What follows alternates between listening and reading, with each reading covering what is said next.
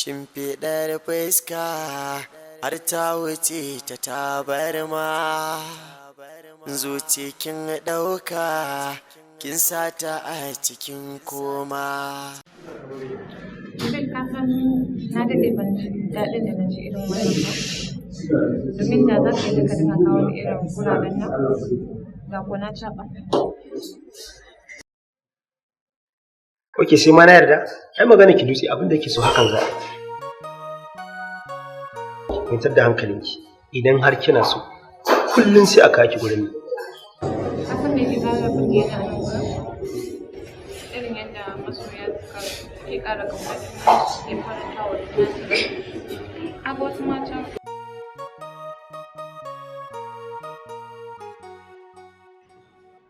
Ke ma hakan za ta tabbata a kanki. Ni zan sa yaya na ya kawo ki gurin nan kamar da su ma masu sai kawo su. Karki da. Sauki sabon sai ba.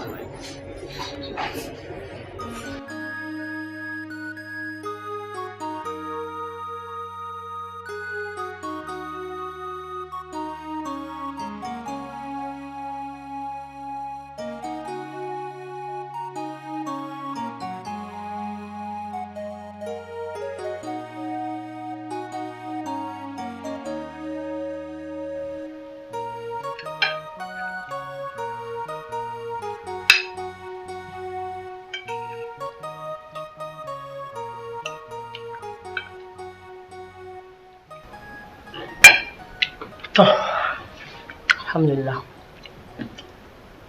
Ni kan zan wuce ofis. Allah ya rike lafiya.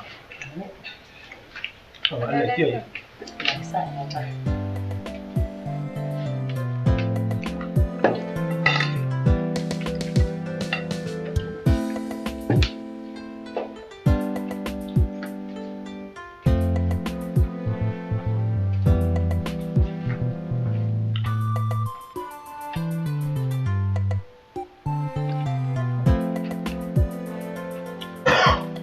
Hello.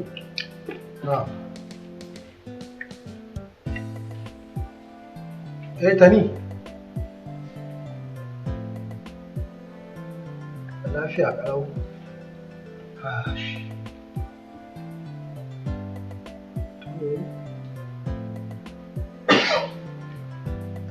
Sorry, I'll get back to you. All right. No, kawai zan dan fita ne. Amma yanzu zan dawo.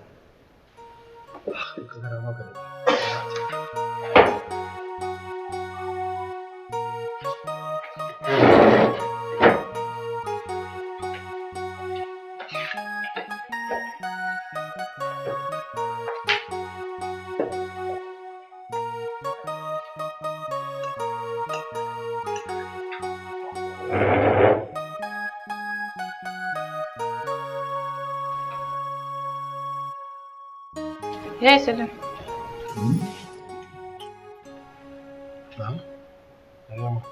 Ina so ka kai ni supermarket zan yi shopping. Kanti kuma? Amma ba kuna zuwa da Nabil ba? Ya kai ki mana. Akwai abubuwan da ya kamata in yi ne wallahi, which is very important. Na sani, kai nake so ka kai ni yau. Dan dai yau kaɗai.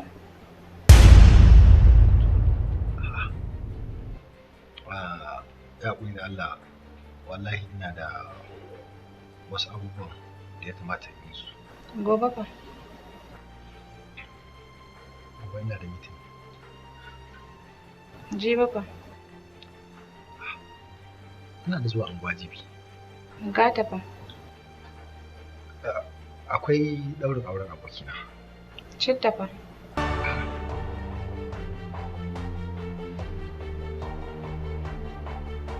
Citta akwai kai za mu kai amarya kuma ba a garin nan bane. Idan ka dawo fa? Kuna zuwa amarya ma wai shikenan ke ba za ki uzurin gaban ki ba dole sai na zama free ni ma na zo na taya ki mu yi tare? Ina so ne ka cika min burina. Da haka zan iya tsagaita duk wani uzurina har sai ka dawo. Saboda me za ki ajiye uzurinki don kawai wata buƙatar? Saboda ni ma ina tunanin gaba za ka iya ajiye naka uzurin saboda biyan buƙatuna. Duk da haka, amma ki uzuri kawai. Nan da Allah ya bani iko da dama kai ki shi kenan. Ko shekara za ka yi, zan jira ka in har dai burina zai cika. Idan nan da shekara ina da wani uzuri, in kuma wani uzurin ya faɗo kuma fa? Zan ƙara maka wata shekara. In har dai burina zai cika, to zan jira ka kaɗan. Shi kenan kuma sai ki yi shekara kina jira na saboda cikar burinki? Ranar biyan buƙatar rai ba a bakin komai yake ba. Zan iya ƙara maka wasu shekarun ma. Har sai ka dawo. Kai. Kin kasa fahimta ta Maryama. Ni kaina uzurin kaina wallahi suna min yawa. Ni kaina wani lokacin uzuri nake wa kaina wallahi. Saboda ina da commitments da yawa. Ya Salim, mu fa masoyan juna ne. Yi wa juna uzuri ai ya zama wajibi a gare mu ko?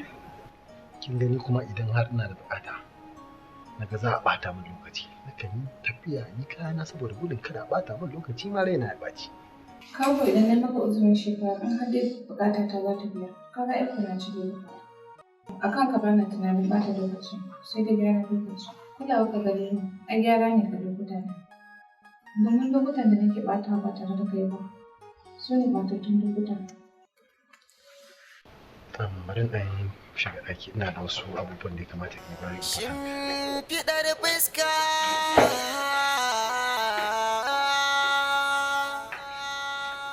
idan za ki kije da ni, mace mai jure akwai da babu.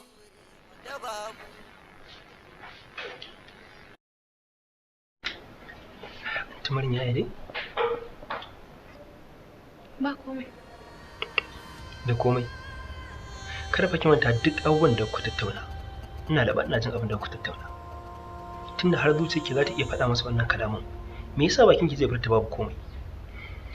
Anti Maryama, kada fa ki manta masu iya magana suna cewa a juru zuwa rafi. Wata ran tulun fashewa zai yi. Ki ci gaba da nuna masa ke mai son kulawa ce a soyayya. Nabil yayanka baya so.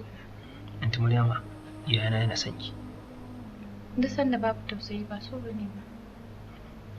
Ha kuma duk soyayya da babu uzuri to ba soyayya ba ce. Shimfiɗar fuska